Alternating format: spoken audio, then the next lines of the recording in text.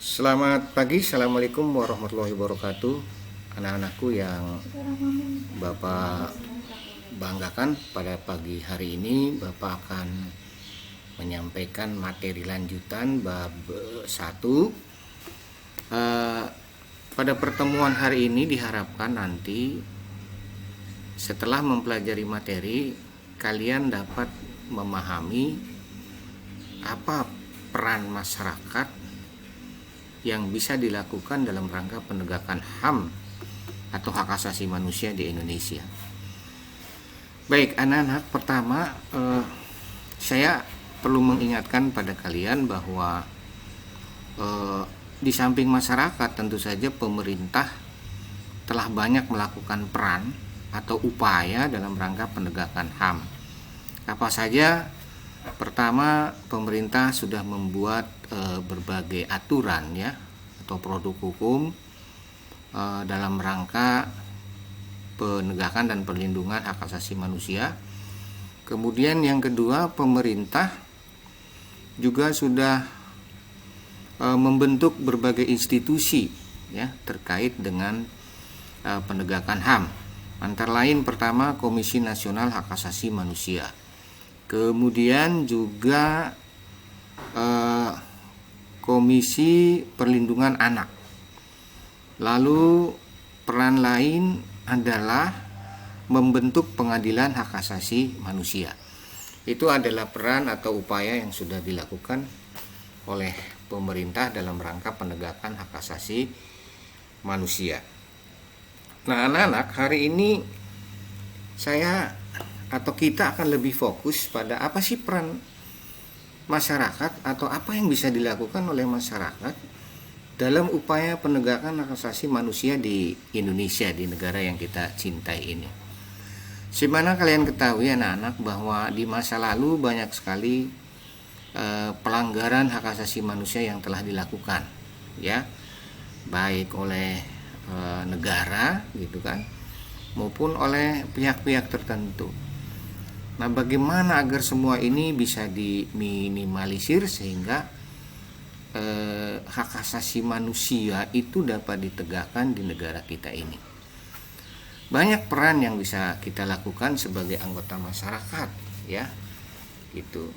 Apa saja peran itu? Paling tidak saya mencatat ada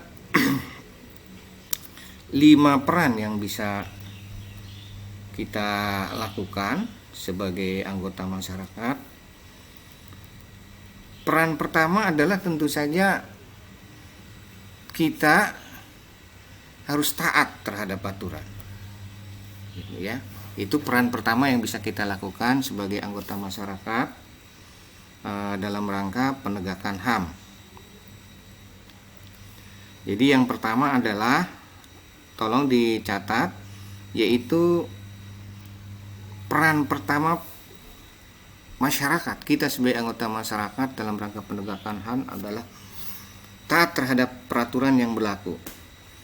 Anak-anak, sebagai anggota individu anggota masyarakat, kita diharuskan taat terhadap aturan apa saja.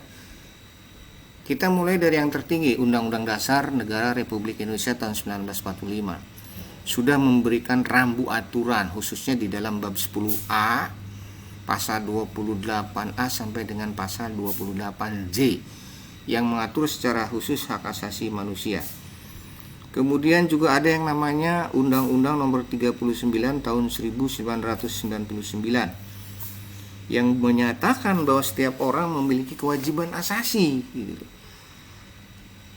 Apa kewajiban asasinya itu? Yaitu kewajiban asasi untuk patuh terhadap peraturan perundang-undangan. Nah, ini tentu saja dengan kepatuhan ini diharapkan maka hak asasi manusia bisa dilindungi. Kita patuh melaksanakan Undang-Undang Dasar 45 khususnya bab 10A. Kita patuh melaksanakan isi dari Undang-Undang Nomor 39 Tahun 1999 tentang hak asasi manusia, di mana kita harus menghormati hak hidup orang lain, artinya tidak boleh menghilangkan nyawa, kan gitu. Kita harus menghormati pendapat orang lain, gitu kan. Itu contoh-contoh peran yang bisa kita lakukan terkait dengan taat terhadap peraturan, ya. Jadi itulah peran pertama, taat terhadap peraturan perundang-undangan yang ada di negara kita tentu saja, ya. Nah, jadi ini taat pada aturan yang berlaku, itu yang pertama.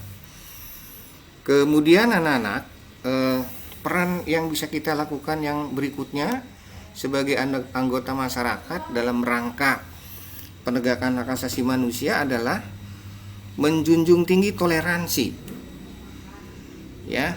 Itu apa itu toleransi? Yaitu sikap menghargai, sikap menghormati perbedaan, bahwa kita menyadari betul kita memiliki perbedaan, apalagi bangsa Indonesia yang sangat bineka ini, yang sangat beraneka ragam, yang sangat heterogen, baik suku, agama, ya, kemudian adat dan istiadat. Anak-anak, mayoritas masyarakat kita terdiri atas beragam suku, agama, ras, minat, bakat, dan sebagainya. Nah, tentu saja adanya perbedaan biasanya dapat menimbulkan pertikaian yang sama saja dengan pelanggaran HAM. Jadi, ya, kalau terjadi pertikaian berarti itu artinya terjadi pelanggaran HAM. Oleh karena itu, untuk menjamin tegaknya HAM bukan sekedar mimpi, alangkah baiknya jika kita lebih memandang kesamaan kita sebagai satu kesatuan masyarakat Indonesia. Jadi yang harus kita munculkan adalah kesamaan kita. Kesamaan kita itu apa? Ya, kita sama-sama bangsa Indonesia, sama-sama bangsa yang mendiami wilayah Nusantara dari Sabang sampai Merauke, sebuah negeri yang sangat kaya raya. Itulah kesamaan kita, ya. Itu sebagai satu bangsa, yaitu bangsa Indonesia. Jangan mempersoalkan perbedaannya. Perbedaan harus kita anggap sebagai sebuah kekayaan yang patut kita syukuri. Nah, itu yang kedua, peran masyarakat yang bisa kita lakukan dalam rangka penegakan HAM. Jadi saya ulangi, yang pertama patuh terhadap aturan, yang kedua menjunjung tinggi toleransi.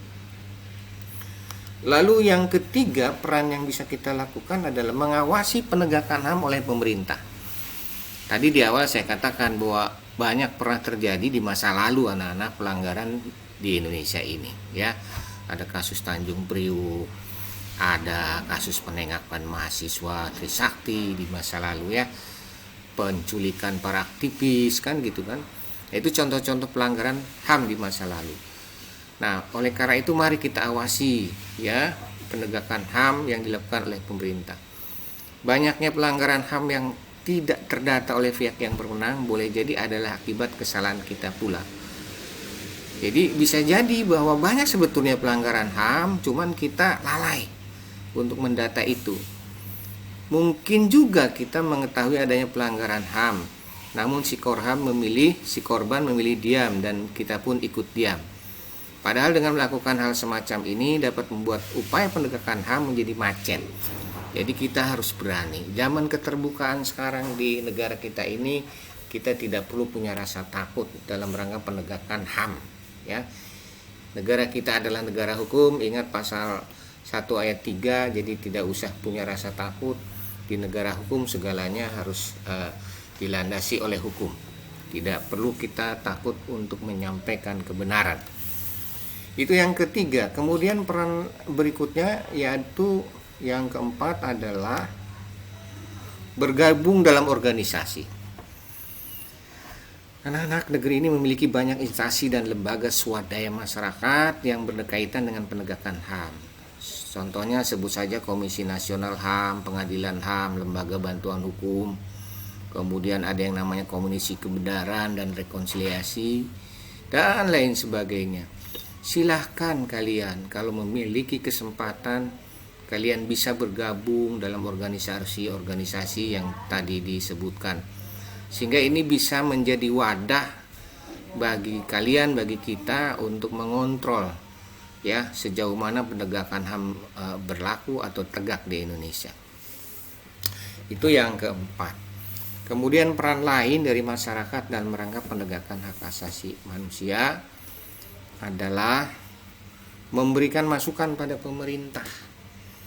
Ya, anak-anak, sekali lagi Bapak sampaikan, negara ini negara demokrasi. Negara di mana pada hakikatnya kita rakyatlah yang memiliki kekuasaan tertinggi. Pemerintah itu dibentuk oleh rakyat melalui proses yang namanya pemilihan umum.